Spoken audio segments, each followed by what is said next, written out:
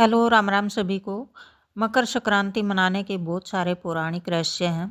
आज इस वीडियो में हम उन सभी को जानेंगे, तो वीडियो पूरा देखिए ताकि आप सारी जानकारी ले सकें। पौष मास में जब सूर्य धनु राशि को छोड़कर मकर राशि में प्रवेश करता है, तब मकर संक्रांति का पर्व मनाया जाता है। और सूर्य धनु राशि से मकर राशि में प्रवेश करता है, इसलिए इसे मकर संक्रांति के नाम से जाना जाता है। यह एकमात्र ऐसा त्यौहार है जिसे संपूर्ण भारतवर्ष में मनाया जाता है, चाहे इसका नाम या मनाने का तरीका कुछ भी हो। वैसे तो यह पर्व जनवरी माह की 14 तारीख को मनाया जाता है, लेकिन कभी कभी यह त्यौहार 12, 13 या 15 तारीख को भी मनाया जाता है, क्योंकि यह त्यौहार पूरी तरह से सूर्य के मकर राशि में प्रवेश करने के दिन मनाया जाता है। और सूर्य सामान्यतः 12, 13, 14 या 15 जनवरी में से किसी एक दिन ही मकर राशि में प्रवेश करता है। हिंदू धर्म में माह को दो पक्षों में बांटा गया है, कृष्ण पक्ष और शुक्ल पक्ष। ठीक इसी तरह से वर्ष को भी दो अयनों में बांटा गया है, उत्तरायण और दक्षिणायन। यदि दोनों को मिला दिया जाए तो एक वर्ष पूर्ण हो जाता है।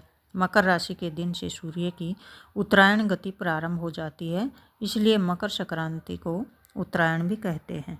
हिंदू धर्म की मान्यताओं के अनुसार इस दिन भगवान विष्णु ने असुरों का अंत कर उनके सिरों को मंदार पर्वत में दबाकर युद्ध समाप्ति की घोषणा की थी। इसलिए इस मकर संक्रांति के दिन को बुराइयों और नकारात्मकता को समाप्त करने का दिन भी मानते हैं।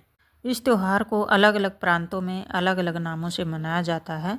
तमिलनाडु में इसे पोंगल के रूप में, तो आंध्र प्रदेश, कर्नाटक और केरला में केवल संक्रांति के नाम से मनाया जाता है, जबकि बिहार और उत्तर प्रदेश में इस त्यौहार को खिचड़ी के नाम से जाना जाता है। उत्तरायण को देवताओं का दिन अर्थात सकारात्मकता का प्रतीक माना जाता है, इसलिए इस दिन जप, तप, दान, स्नान, श्राद्ध, तर्पण आदि धार्मिक क्रियाकलापों को विशेष महत्व दिया जाता है। मकर संक्रांति को मनाया क्यों जाता है, चलिए इसे भी जान लेते हैं।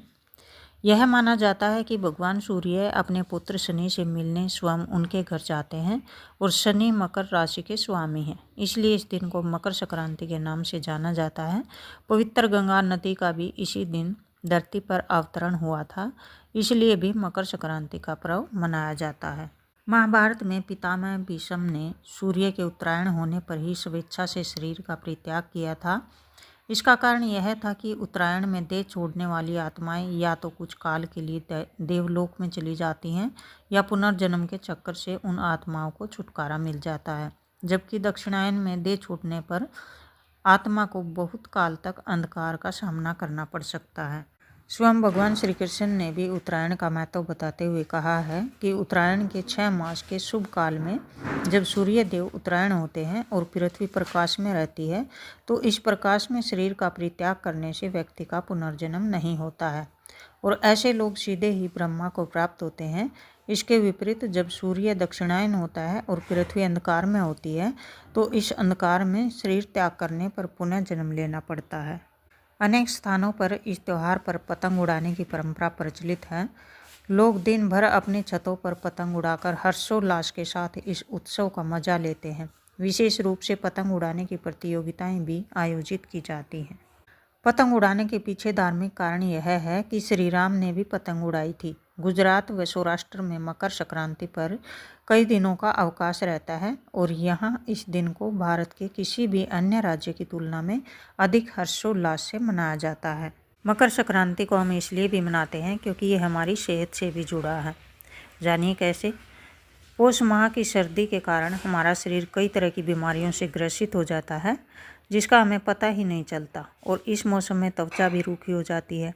इसलिए जब सूर्य उत्तरायण होता है तब इसकी किरणें हमारे शरीर के लिए औषधि का काम करती हैं और पतंग उड़ाते समय हमारा शरीर सीधे सूर्य की किरणों के संपर्क में आता है, जिससे अनेक शारीरिक रोग जो हम जानते ही नहीं वे अपने आप ही नष्ट हो जाते हैं।